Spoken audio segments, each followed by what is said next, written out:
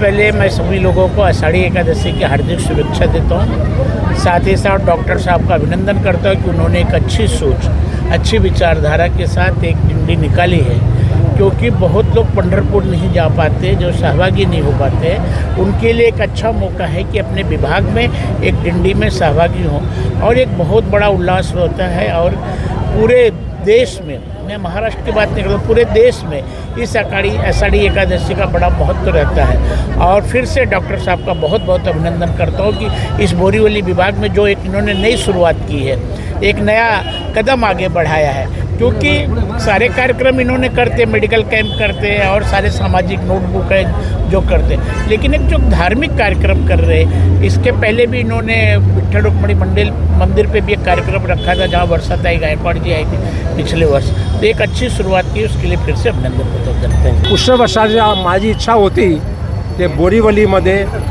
ते माऊलीची विठ्ठल बाबाची कधी पालखी इथे नाही दिली आहे।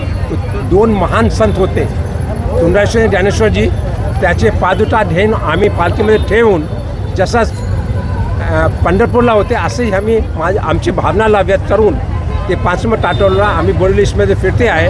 और लास्टमध्ये विठवाचं मंदिर आहे दोंडीवती, तिथे आम्ही आमची पालखीचा एंड करणार आहे।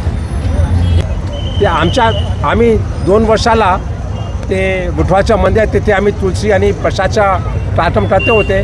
ते दिवस देवाने आम्हाला असा सांगितला की तुम्ही पालखी टाळा, ते प्रमाणे आम्ही ते पालखी टाळली आहे। पुढच्या वर्षी पण आम्ही करणार आहे। कल्पना आहे आणि अख्ख्या महाराष्ट्राला संबंध देशाला की आज देवशयनी आषाढी एकादशी आहे, त्यानिमित्ताने या बोरीवली ही आज पंढरीमय झालेली आहे आणि या बोरीवलीच्या पंढरीमयमध्ये सगळे वारकरी आणि सगळे विठ्ठल भक्तगण अगदी न्हावून निघाले आहेत आणि त्या अनुषंगाने आमच्या या वारीचं आयोजन केलं डॉक्टर आमचे नरेंद्र कुमार यांनी चांगल्या प्रतीचं इथे आयोजन केलेलं आहे। या बोरीवलीमध्ये वातावरण अगदी पंढरी उभी राहिलेली आहे।